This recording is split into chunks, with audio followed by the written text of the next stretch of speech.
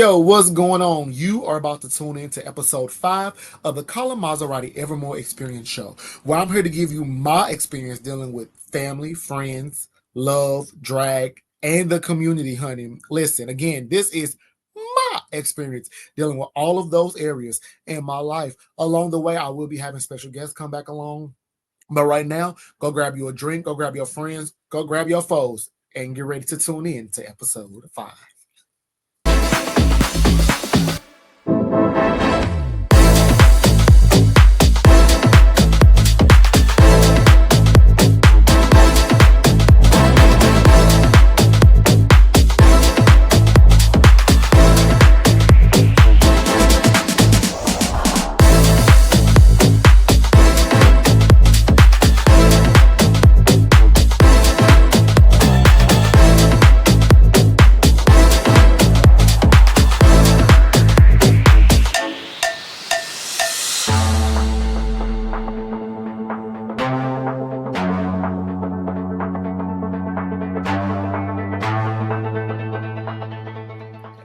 Yo, what's going on? You are now tuned in to episode 5 of the Collin Mazzaratie-Evermore Experience Show, where I'm here to give you my experience dealing with family, friends, love, life, drag, and the overall community experience. Again, it is my experience dealing with all of these areas in my life. I am your host, Collin Mazzaratie-Evermore, your Divo of the Bevo and your Mr. Pride STL 24, honey. I got another few months before my give up, y'all. Ooh, yes. My current court, your Pride STL Royalty 2024, we will have our give up on April the 27th, 2025 at the River City Casino, where we will be relinquishing our titles and crowning a new court. Okay. I'm super duper excited. I can't wait. I would like to get a shout out real fast to T-Licious Creations, honey. This beautiful hoodie that I'm wearing. Yes, they got my sexy face on it. Was created by T-Licious Creations. The hoodie that I have with my Pride Court on in 2024, and also a few of my shirts was also created by T-Licious Creations. So make sure that you guys go on social media on Facebook, like them, and put your order in, okay? And if you want to support Collin Mazzaratie-Evermore, you can get yourself a hoodie and one of the shirts that they have on file for me, or you can inbox me and cash out me your payment, and I will get you your shirt. Okay, like let's do it. Let's make it work, because there's nothing better than walking around and advertising yourself. Yes. All right. So we are going to get into today's today's topic. So I've been going back and forth on what to talk about next. And I know that this might be a sensitive topic for certain people, or whatnot, but it has to be talked about. Somebody got to talk about it. Okay. So I mean, I'll go ahead and take that torch and talk about it. I'm going to give my experience from an entertainer standpoint, an audience member standpoint, and then also a show director standpoint. Now, I am not a show director yet. I have co-hosted a lot of shows within this last year. I have not fully put together a show. I was offered my own show, but I chose to turn it down because I felt like I was not fully accurate and ready to become a full-fledged show director. Okay. Now, not trying to be shady, because I know some of you girls, guys, y'all like to think people being shady.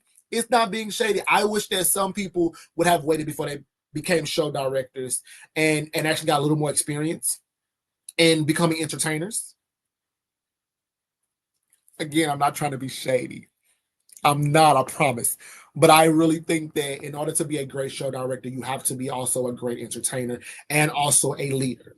You can't have too many chiefs and not enough Indians, okay? So I turned it down because I'm not ready yet. I am not ready to fully take on my own show yet. But oh baby, it's coming. It's coming. But I want to give my experience from all three lanes, and we'll just go from there. Okay. I'm gonna start as the least one, because I haven't been yet as a show director. I know it's hard for show directors to book these shows. I know it's hard to book in entertainment week by week. You have some shows where you see the same entertainers week after week after week. There's no rotation. Okay. But that show director cannot or do not know what's new out there if they are not out scouting.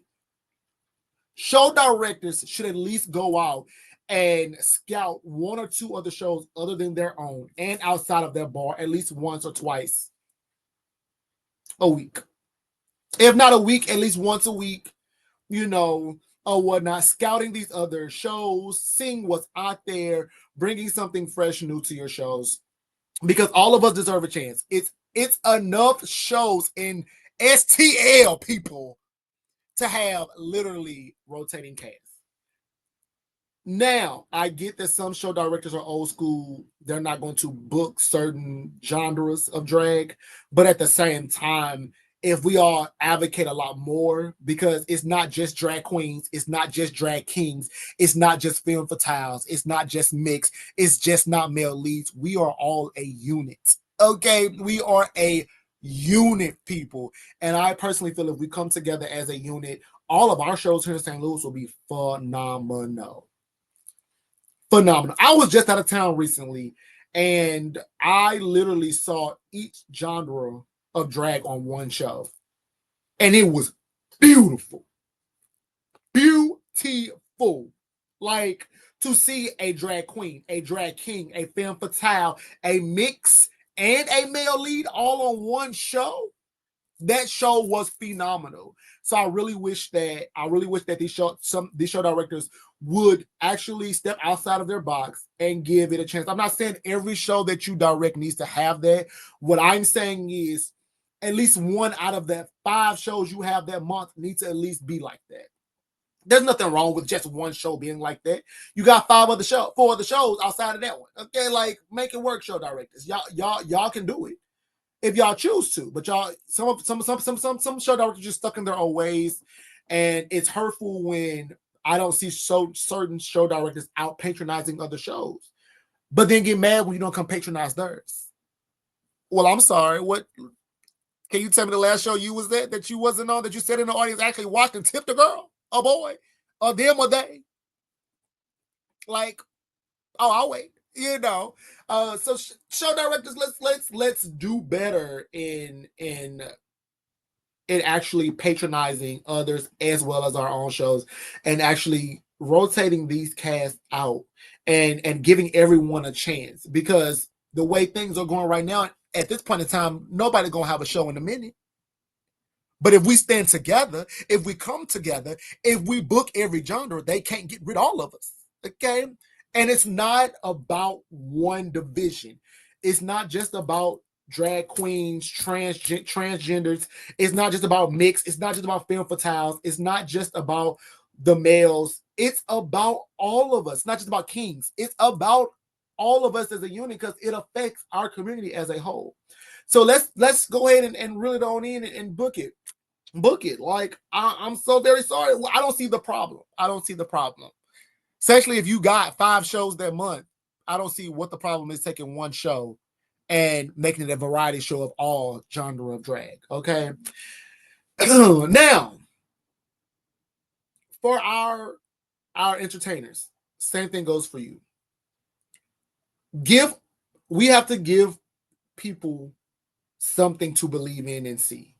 If we are wearing the same costume, doing the same song every week, if we are not giving energy on stage, how can we expect people to come out, and how can we expect to be booked? I understand the illusion and the excitement of drag queens. I understand. But at the same time, and I'm going to say me, I'm going to put myself on the chopping block. I can easily go in and do a female song with my male persona and do it better than a drag queen. Give more energy than a drag queen who's fully dialed up in a full-fledged ball gown dress. Yeah, I said it. I said it. I'm putting myself on the chopping block. But at the same time, that's their lane. I'm a male lead. I can come in and do a male song and do it sexy. Give that sex appeal, give that masculinity or whatnot. But yet, I don't see a me on a cast. I don't see a drag king on a cast. All I see is a lineup full of drag queens. And some people be like, well, we come to see the drag queens. We come to see the drag queens. Yeah, but you can't have a drag queen without a king. You can have a king without a miss. You can have a miss without a mister. You can have a mister without an MX. You can have an MX without a femme fatale. We literally, as a community, we literally have made all of these divisions, but yet we don't want to book all of them. Why? Why? But again, as entertainers, we have to be willing to step outside of the box and give them something to come on and look at. I'm sorry, I'm not finna put on a big full-fledged poofy, poof her, Now I've worn a wig or two before. I have, especially when I did my Lil Nas X, baby, had on my little white straight little hair, baby, what? Okay, and looked it good. Okay, still looked it good. Okay, couldn't take that away. And you're not gonna take that away. But at the same time, we have to give people something that's exciting and give certain show directors something that wants to book us. Now, I've been booked on every show except for 3. I've been booked on every show. I'm trying to make sure I said that right. Or 4. Well, no, that other one don't count because I performed there. I was asked to be on that show. It was a birthday show, and they asked me to be booked for that one. So I can say 3. So I've been booked on every show here in St. Louis except for 3. I've reached out to show directors about a booking. As they requested, they didn't get back to me. And I was like, oh, okay, well, one thing I'm not going to do is beg to be on the show. Because this is not my full-time job, okay? It's not my full-time job or whatnot, and I am not that desperate to be on that particular show. So I'm not going to beg to be on your show. Okay, now I'll ask, as you said, but I'm not going to beg. But also, don't get upset when we don't come out and patronize your show if you're not going to book me for your show neither. Okay, like you can't have it both ways. I'm like, well, you don't come out and patronize. Well, you haven't booked me neither. I'm not asking to be on the show every month. I'm not asking to be on the show every week. I just asked for a booking. And you can't even do that. I'm sorry. Every show that I have been on so far, I haven't heard anything bad. Now, if people say something outside of it, then that's on the outside. They haven't came directly to Collin Mazzaratie-Evermore and said anything about it. And every show that I do, I give my all and my best. Okay, because that's what you're supposed. I don't care if it's 4 people in the audience. I don't give a damn if it's 100 people in the audience. I give my all and my best. So that's why I'm like, as an entertainer, I try my best to give my all, and I think that other entertainers should do the same thing. If we want to be booked, if we want to be seen, we have to be sure that we are different than the rest. Now, I get it that a lot of us do the same songs, but we also don't have the same looks. I'm gonna say something about my Miss Pride. Okay, 24, Mr. Sandra Crush. Okay, I'm gonna say something about her, baby. My favorite song that she does is Tell Me You Love Me by Demi Lovato. Each time she does that song, it's a different look. Different look. And her energy each time she does it is different. 1 minute she can give soft. 1 minute she can give, like hardcore. The other minute she can give mean and fierce. But it's a different look. For me, when I do my Scream by Tank. Every time I have done Tank Scream, I have done it differently and worn something differently. Okay?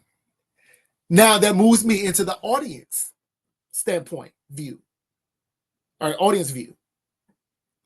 As an person in the audience, I don't want to come to a show on Monday and then I come to a show on Thursday and the same thing you did on Monday, you do on Thursday with the same outfit, same hair.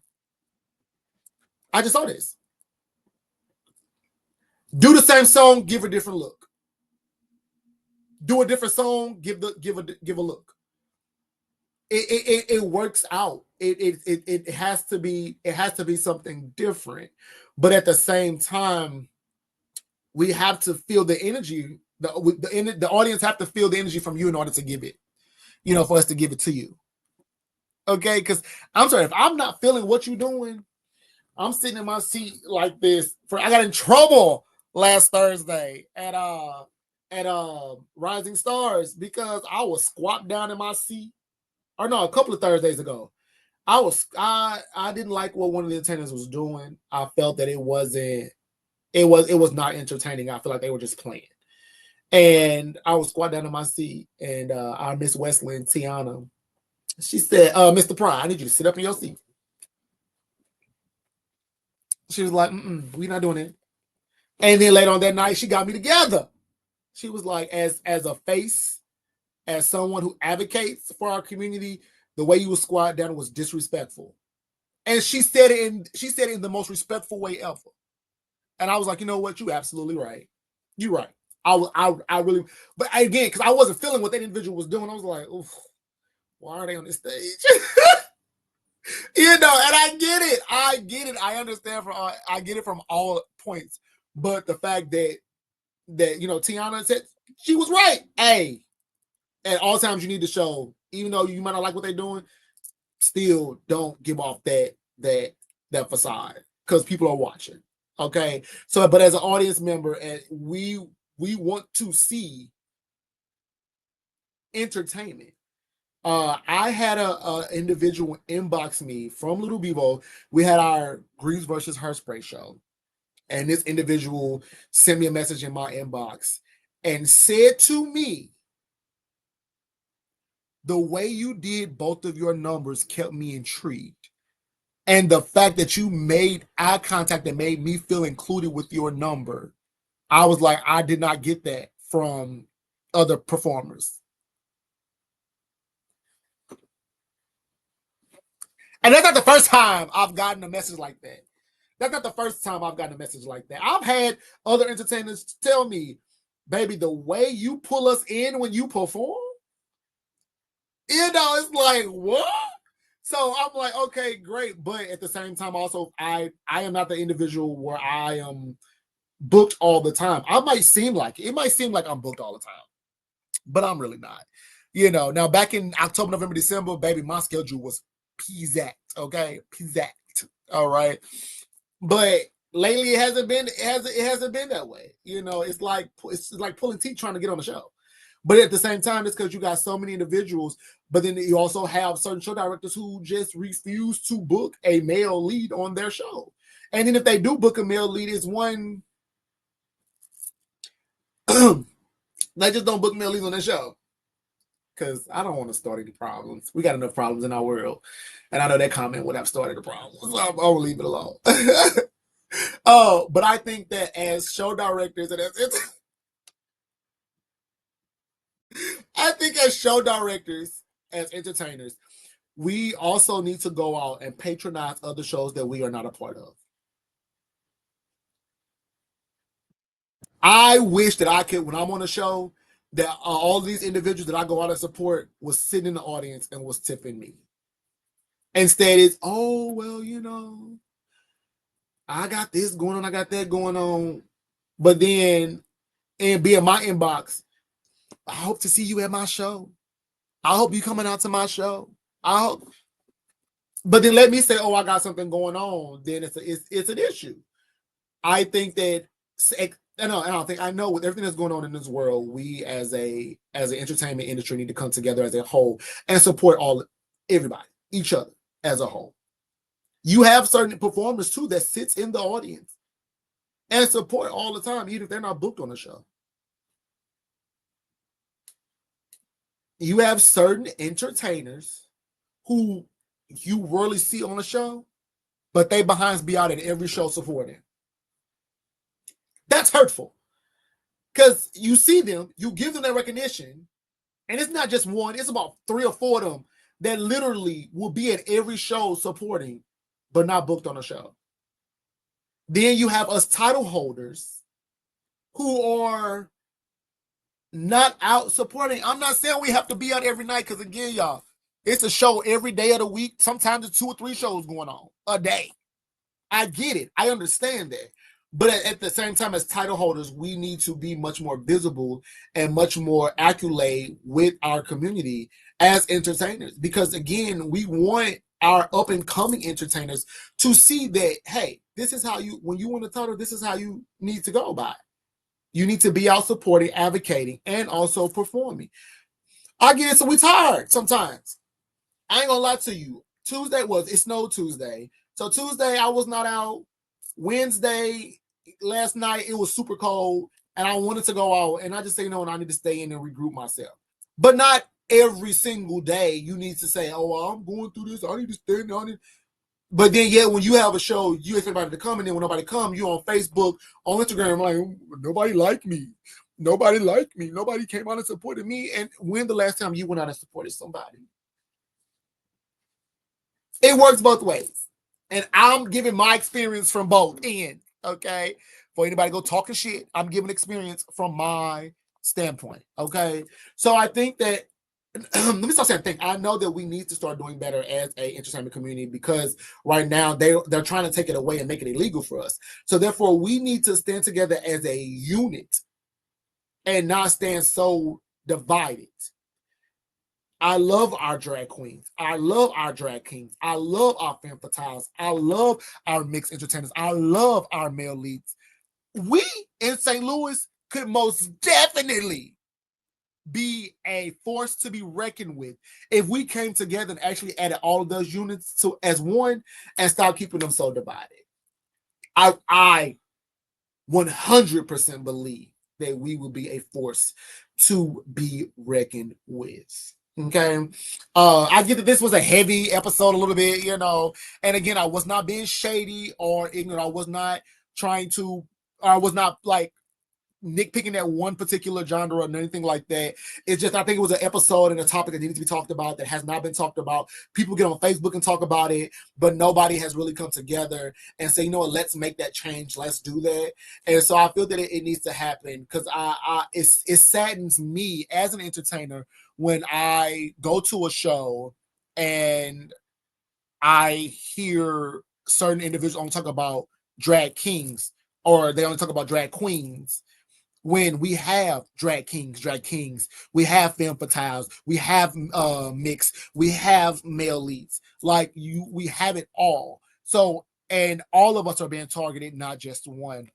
So we all need to come together and let's rock this. Let's rock it, y'all. Even when my give up is over with, I'm still going to be visible. I'm still going to be out there or whatnot, and making sure that they are, because I now have my own little family.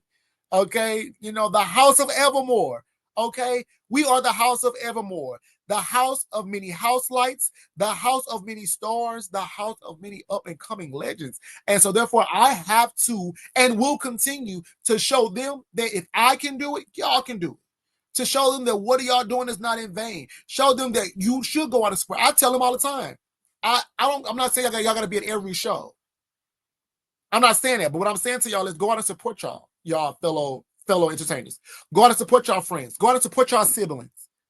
I'm not saying you gotta be at every show, but what I'm saying is go out and support, show face. Don't only do it when you're on stage. Go out and sit in the audience, because at the end of the day, I don't care if it's 4 or 5 people in that audience. Let those 5 people be the people that you call your family and your friends. Okay. All right. So now that I got that off my chest, I'm good. Okay. Again, I hope this episode was not degrading to anybody, because that's not what this episode was about. It was really a message to our community that we have to do better. Show directors, entertainers, audience members, we have to do better when it comes to our drag entertainment, because they're trying to take it away from us. Okay. And until we do better, they can't do better. We come together and become a steel wall, they will never be able to get rid of us. All right. So again, my name is Collin Mazzaratie-Evermore. Again, I'm your Divo of the Bevo, and I'm your Mr. Pride 24. And you just got done watching episode 5 of the Collin Mazzaratie-Evermore Experience Show. Peace out.